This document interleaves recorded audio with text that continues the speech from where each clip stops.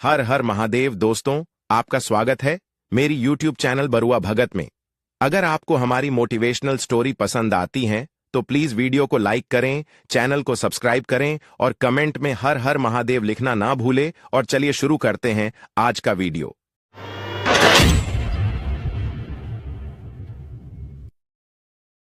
मनुष्य के सारे संबंधों का आधार है अपेक्षा। पति कैसा हो जो मेरा जीवन सुख और सुविधा से भर दे। पत्नी कैसी हो जो सदैव मेरे प्रति समर्पित रहे। संतान कैसी हो जो मेरी सेवा करे, मेरा आदेश माने।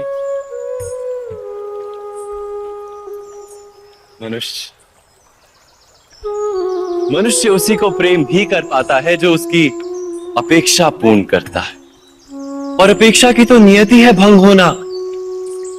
कैसे? क्योंकि अपेक्षा मनुष्य के मस्तिष्क में जन्म लेती। कोई अन्य व्यक्ति उसकी अपेक्षाओं के बारे में जान ही नहीं पाता। पूर्ण करने की प्रामाणिक इच्छा हो तब भी कोई मनुष्य किसी की अपेक्षाओं को पूर्ण नहीं कर पाता। और वहां से जन्म लेता है संघर्ष। सारे संबंध संघर्ष में परिवर्तित हो जाते। पर मनुष्य अपेक्षा को संबंध का आधार ना बनाए और स्वीकार करे केवल संबंध का आधार, तो क्या ये जीवन स्वयं सुख और शांति से नहीं भर जाएगा? स्वयं विचार कीजिएगा।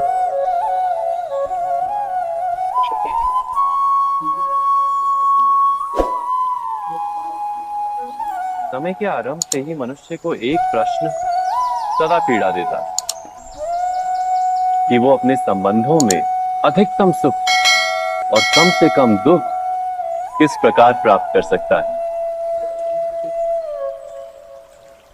क्या आपके सारे संबंधों ने आपको संपूर्ण संतोष दिया है?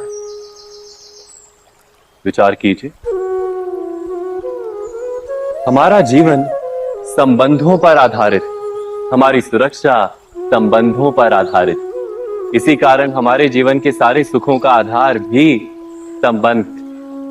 किंतु फिर भी हमें संबंधों में ही अधिकतर दुख क्यों प्राप्त होते? सदा ही संघर्ष भी संबंधों से ही उत्पन्न क्यों हो जाते हैं? कभी विचार किया? जब कोई व्यक्ति किसी अन्य व्यक्ति के विचार अथवा कार्य को स्वीकार नहीं करता, उसमें परिवर्तन करने का प्रयत्न करता है, तो संघर्ष जन्म लेता है। अर्थात जितना अधिक अस्वीकार उतना ही अधिक संघर्ष, और जितना अधिक स्वीकार उतना ही अधिक सुख। क्या ये वास्तविकता नहीं? यदि मनुष्य स्वयं अपनी अपेक्षाओं पर अंकुश रखे, अपने विचारों को पर किसी अन्य व्यक्ति में परिवर्तन करने का प्रयत्न ना कर स्वयं अपने भीतर परिवर्तन करने का प्रयास करे, तो क्या संबंधों में संतोष प्राप्त करना इतना कठिन? अर्थात क्या स्वीकार ही संबंध का वास्तविक अर्थ नहीं? स्वयं विचार कीजिए। जब किसी व्यक्ति को किसी घटना में अन्याय का अनुभव होता है तो वो घटना उसके अंतर को झकझोर देती। समस्त जगत उसे अपना शत्रु प्रतीत होता है। अन्याय लगने वाली घटना जितनी बड़ी होती है, मनुष्य का हृदय भी उतना ही अधिक विरोध करता है। उस घटना के उत्तर में वो न्याय मांगता है, और ये योग्य भी है। वास्तव में समाज में किसी भी प्रकार का अन्याय व्यक्ति की आस्था और विश्वास का नाश है। किंतु ये न्याय क्या है? न्याय का अर्थ क्या है? अन्याय करने वाले को अपने कार्य पर पश्चाताप हो और अन्याय भुगतने वाले के मन में फिर से विश्वास जगे समाज के प्रति। इतना ही अर्थ है ना न्याय का। किंतु जिसके हृदय में धर्म नहीं होता, वो न्याय को छोड़कर बैर और प्रतिशोध को अपनाता है। हिंसा के बदले प्रतिहिंसा की भावना लेकर चलता है। स्वयं भोगी हुई पीड़ा से कहीं अधिक पीड़ा देने का प्रयत्न करता है और इस मार्ग पर चलते अन्याय को भुगतने वाला स्वयं अन्याय करने लगता है। शीघ्र ही वो अपराधी बन जाता है। अर्थात न्याय और प्रतिशोध के बीच बहुत कम अंतर होता है और इसी अंतर का नाम है धर्म। क्या ये सत्य नहीं? स्वयं विचार कीजिए। वो व्यक्ति जब निकट आते हैं तो एक दूसरे के लिए सीमाएं और मर्यादाएं निर्मित करने का प्रयत्न अवश्य करते हैं। हम यदि सारे संबंधों पर विचार करें तो देखेंगे कि इन सारे संबंधों का आधार यही सीमाएं हैं जो हम दूसरों के लिए निर्मित करते हैं। और यदि अनजाने में भी कोई अन्य व्यक्ति इन सीमाओं को तोड़ता है तो उसी क्षण हमारा हृदय क्रोध से भर जाता है। इन सीमाओं का वास्तविक रूप क्या है? क्या हमने कभी विचार किया? सीमाओं के द्वारा हम दूसरे व्यक्ति को निर्णय करने की अनुमति नहीं देते। अपना निर्णय उस व्यक्ति पर थोपते, अर्थात किसी की स्वतंत्रता का अस्वीकार करते हैं। और जब स्वतंत्रता का अस्वीकार किया जाता है तो उसका हृदय दुख से भर जाता है और जब वो सीमाओं को तोड़ता है तो हमारा हृदय क्रोध से भर जाता है। क्या ऐसा नहीं होता?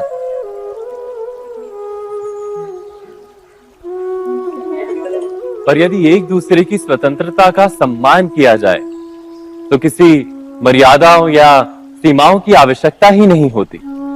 अर्थात जिस प्रकार स्वीकार किसी संबंध का देह है, क्या वैसे ही स्वतंत्रता किसी संबंध की आत्मा नहीं?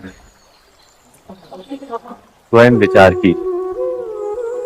पिता सदा ही अपने संतान के सुख की कामना करते, उनके भविष्य की चिंता करते रहते। इसी कारणवश सदा ही अपने संतानों के भविष्य का मार्ग स्वयं निश्चित करने का प्रयत्न करते रहते।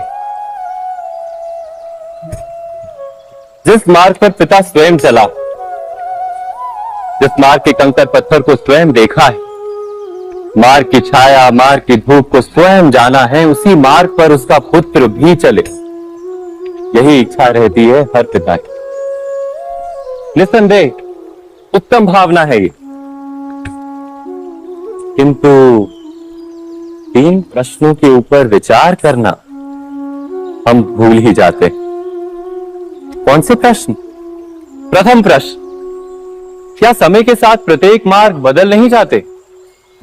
क्या समय सदा ही नई चुनौतियों को लेकर नहीं आता? तो फिर बीते हुए समय के अनुभव नई पीढ़ी को किस प्रकार लाभ दे सकते हैं? दूसरा प्रश्न, क्या प्रत्येक संतान अपने माता पिता की छवि होता है? हाँ, संतानों को संस्कार तो अवश्य माता पिता देते हैं, किंतु भीतर की क्षमता तो ईश्वर देते हैं। तो जिस मार्ग पर पिता को सफलता मिली है, विश्वास है कि उसी मार्ग पर उसकी संतानों को भी सफलता और सुख प्राप्त होगा। तीसरा प्रश्न, क्या जीवन के संघर्ष और चुनौतियां लाभकारी नहीं होती? क्या प्रत्येक नया प्रश्न एक नए उत्तर का द्वार नहीं खोलता? तो फिर संतानों को नए नए प्रश्नों, संघर्षों और चुनौतियों से दूर रखना, ये उनके लिए लाभ करना कहलाएगा या हानि पहुंचाना? अर्थात जिस प्रकार संतान के भविष्य का निर्माण करने के बदले उसके चरित्र का निर्माण करना श्रेष्ठ है, वैसे संतानों के जीवन का मार्ग निश्चित करने के बदले उन्हें नए संघर्षों के साथ जूझने के लिए मनोबल व ज्ञान देना अधिक लाभदायक नहीं होगा? स्वयं विचार कीजिए। सबके जीवन में ऐसा प्रसंग अवश्य आता है कि सत्य कहने का निश्चय होता है हृदय में, किंतु मुख से सत्य निकल नहीं पाता। कोई भय मन को घेर लेता है, किसी घटना अथवा प्रसंग के बारे में बात करना या फिर स्वयं से कोई भूल हो जाए उसके बारे में कुछ बोलना, क्या ये सत्य है? नहीं, ये तो केवल तथ्य है। अर्थात जैसा हुआ था वैसा केवल बोल देना सामान्य सी बात है। किंतु कभी कभी उस तथ्य को बोलते हुए भी भय लगता है। कदाचित किसी दूसरे की भावनाओं का विचार आता है मन, दूसरे को दुख होगा ये भय भी शब्दों को रोकता है। तो ये सत्य क्या है? क्या हमने कभी विचार किया है? जब भय रहते हुए भी कोई तथ्य बोलता है तो वो सत्य कहलाता है। वास्तव में सत्य कुछ और नहीं, केवल निर्भयता का दूसरा नाम है। और निर्भय होने का कोई समय नहीं होता, क्योंकि निर्भयता आत्मा का स्वभाव है। अर्थात क्या प्रत्येक क्षण सत्य बोलने का क्षण नहीं होता?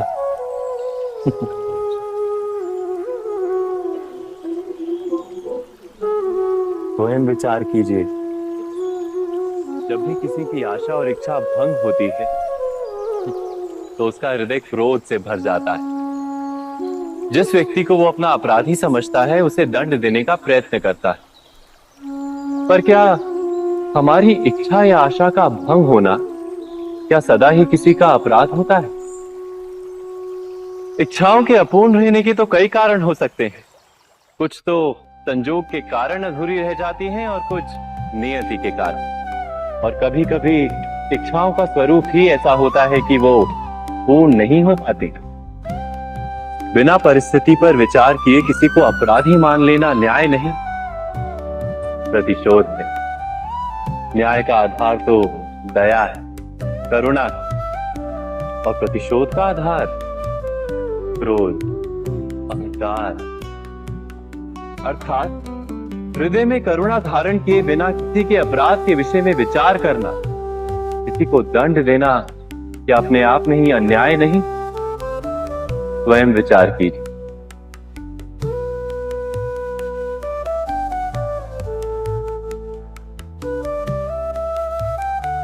सपनों और पूर्वाभासों के आधार पर हम भविष्य के सुख दुख की कल्पना करते हैं। भविष्य के दुख का कारण दूर करने के लिए हम आज योजना बनाते हैं। किंतु कल के संकट को आज निर्मूल करने से हमें लाभ मिलता है या हानि पहुंचती है? ये प्रश्न हम कभी नहीं करते। सत्य तो ये है कि संकट और उसका निवारण साथ जनते, व्यक्ति के लिए भी और सृष्टि के लिए भी। नहीं, आप अपने भूतकाल का स्मरण कीजिए, इतिहास से देखिए, आप तुरंत ही ये जान पाएंगे कि जब जब संकट आता है तब तब उसका निवारण करने वाली शक्ति भी जन्म लेती। यही तो जगत का चलन है। वस्तुतः संकट ही शक्ति के जन्म का कारण है। प्रत्येक व्यक्ति जब संकट से निकलता है तो एक पद आगे बढ़ा होता है, अधिक चमकता है, आत्मविश्वास से अधिक भरा होता है, न केवल अपने लिए अपितु विश्व के लिए भी।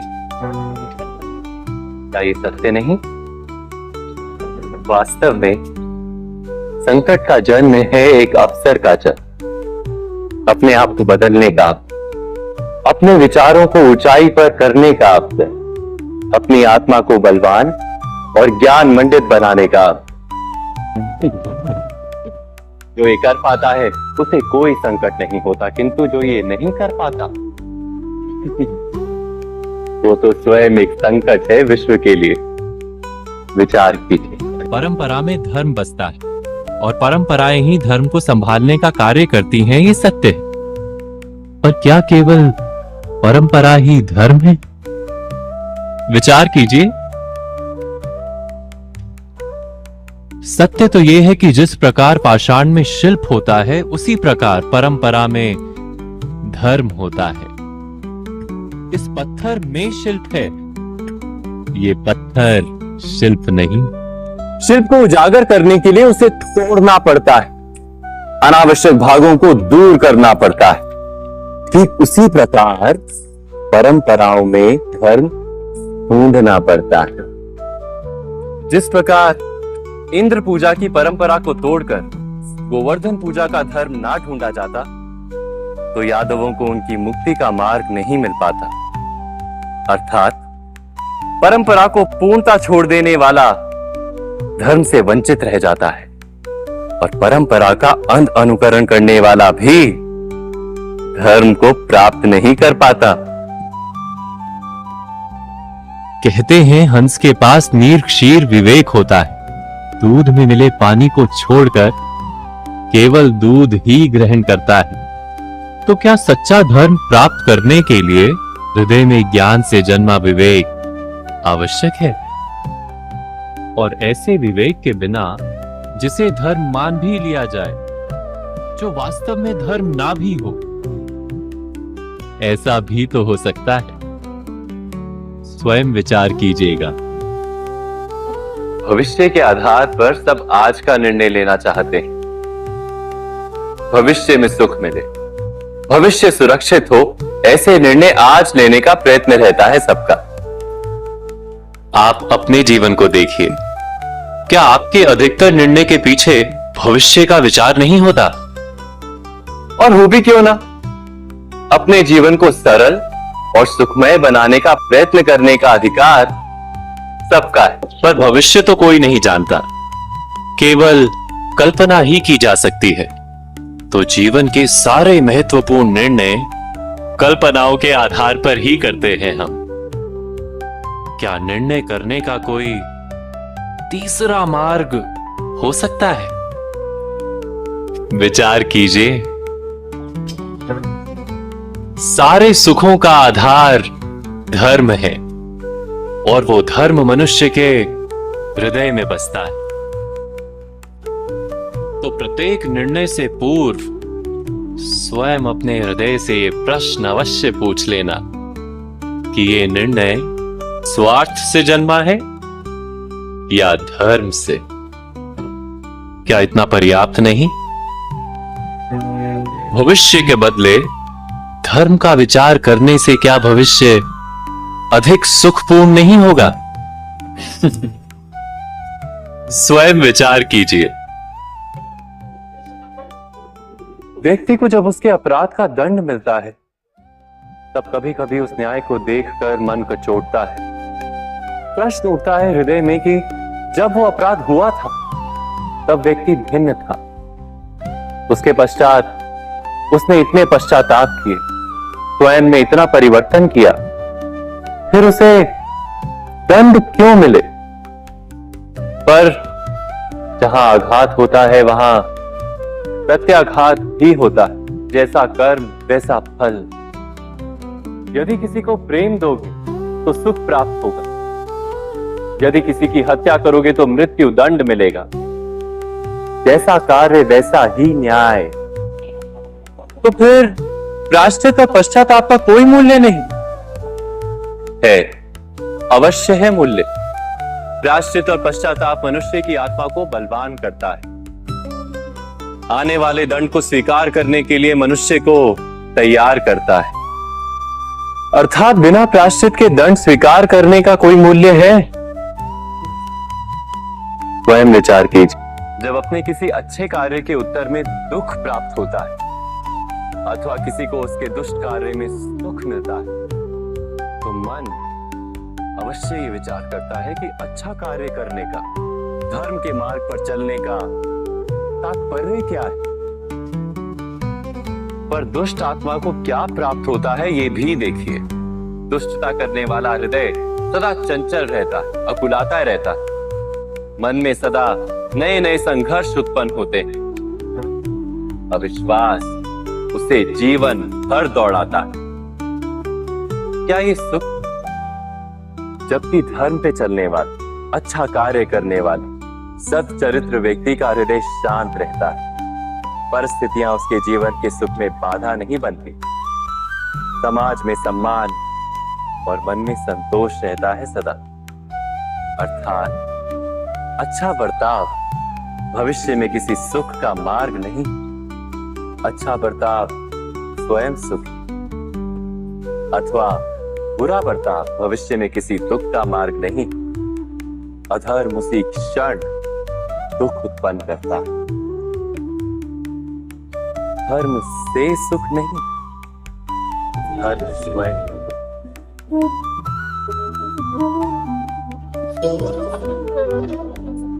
सत्ता की लालसा सबके हृदय को घेरे रहती है। प्रत्येक व्यक्ति अपना एक राष्ट्र निर्मित करने का प्रयत्न अवश्य करता है, फिर वो राष्ट्र गुरु राष्ट्र की भांति बहुत बड़ा हो या फिर अपने परिवार तक सीमित हो, वो सत्ता प्राप्त करने का प्रयास अवश्य करता है। किंतु सत्ता का वास्तविक रूप क्या है? क्या हमने कभी विचार किया है? एक मनुष्य जितने अधिक लोगों के जीवन को प्रभावित कर सके, जितने अधिक लोगों के जीवन की स्वतंत्रता पर अंकुश रख सके, उतनी ही अधिक सत्ता का अनुभव करता है वो। सत्ता का वास्तविक रूप ही है अन्य के जीवन पर स्वयं का प्रभाव। किंतु क्या वास्तविक प्रभाव प्रेम, दया, करुणा और धर्म से निर्मित नहीं होता? जब भी मनुष्य कठोरता और अधर्म से सत्ता प्राप्त करने का प्रयत्न करता है, तब वो दूसरों के हृदय में विरोध अथवा विद्रोह को जन्म देता है। और परिणाम कुछ इस प्रकार। हाँ, कुछ समय के लिए वो स्वयं को प्रभावी और शक्तिशाली अवश्य पाता है, किंतु वो वास्तविक सत्ता नहीं। यही कारण है कि भृगु और वशिष्ठ जैसे ऋषियों की आज भी पूजा की जाती है, रावण और हिरण्यकश्यप की नहीं। इस पर तो आप विचार अवश्य करें। सत्य कहा ना?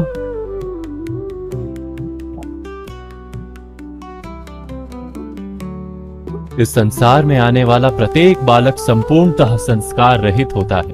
उसके अंतर पर ना किसी अच्छे संस्कार के चिन्ह अंकित होते हैं, ना ही बुरे संस्कार के। अर्थात जन्म से बालक में ना कोई गुण होता है और ना ही कोई दोष। तो ये दोष अथवा गुण किस प्रकार प्राप्त होते हैं? क्या हमने कभी विचार किया है? जो बात माता पिता के मुख से निरंतर सुनी जाती है, वही बात उनकी संतानों के हृदय का संस्कार बनती है। जैसे किसी गांव में नदी तट तक एक पगडंडी बन जाती है केवल उस मार्ग पर बार बार चलने के कारण। अर्थात माता पिता के हृदय की इच्छाएं उनकी संतानों के हृदय का दोष अथवा गुण बनकर जन्म लेती है। क्या ये सत्य नहीं? पर फिर भी जब उनकी संतानों में कोई दोष दिखाई देता है, तो माता पिता आश्चर्य और दुख से भर जाते हैं। माता पिता का हृदय ये प्रश्न करता है कि उनकी संतानों में ये कुसंस्कार आए कहां से? सत्य तो यही है कि माता पिता अपनी संतानों को अनजाने में ही कुसंस्कार के बीज दे देते हैं, जो उनके संतानों की हृदय भूमि पर कुसंस्कार का वृक्ष बनकर उगता है। अर्थात अपनी संतानों को सुसंस्कारी और धर्ममय बनाने की आशा रखने वाले प्रत्येक माता पिता को प्रथम अपने हृदय की इच्छाओं पर अंकुश रखना क्या अनिवार्य नहीं?